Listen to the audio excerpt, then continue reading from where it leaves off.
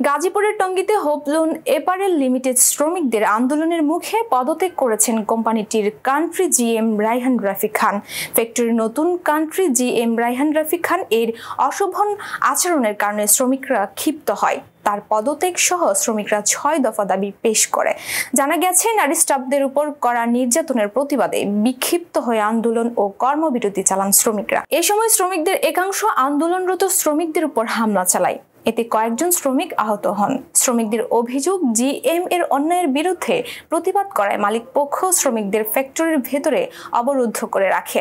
পরিস্থিতি উত্তপ্ত হলে ইন্ডাস্ট্রিয়াল পুলিশের একটি টিম ঘটনাস্থলে এসে পরিস্থিতি নিয়ন্ত্রণের চেষ্টা করে। আন্দোলনের চাপে কান্ট্রি জিএম রায়হান রাফি খান পদত্যাগ করতে বাধ্য হন।